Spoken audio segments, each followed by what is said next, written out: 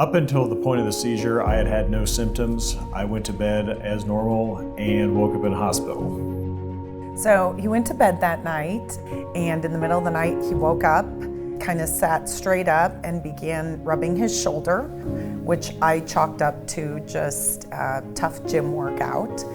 I asked him what was wrong, and when he didn't answer me, I knew something was actually wrong.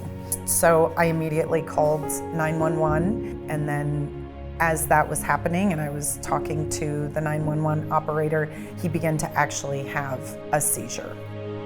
I followed the ambulance to Overland Park Regional, and they brought him into the ER, and as they were getting him settled in an ER bed, he went into another seizure.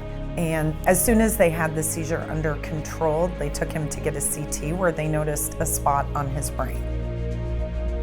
Jeremy had a brain hemorrhage. He came into the hospital because he had a small area of the front of his brain that had bleeding in it. And we found when we did a CAT scan and an MRI that the cause of the hemorrhage was called a cavernous malformation.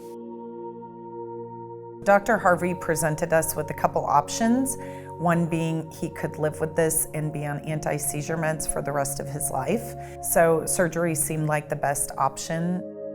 The medication for life really wasn't anything I was interested in. Being 47 years old at the time, there was a lot of life ahead of us.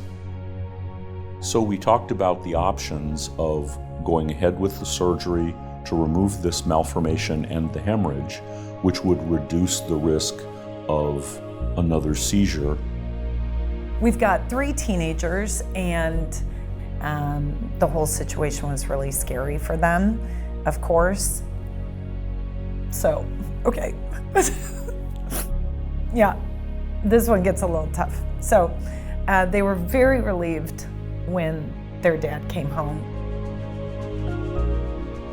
Everyone from the staff to Dr. Harvey did a great job of making me feel secure in the decision to have the surgery.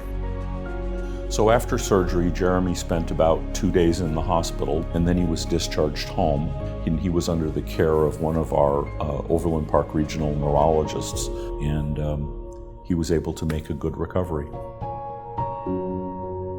From the moment we arrived at Overland Park Regional, we just felt like we had a team caring for us.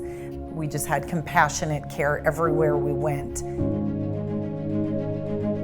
I've had multiple follow-ups with Dr. Harvey and the neurologist, and it's the people who I will never see again that I also want to extend a thank you to. I always say neurosurgery is a team sport, and it takes a whole team of people to make things work, and we're blessed to have a great team.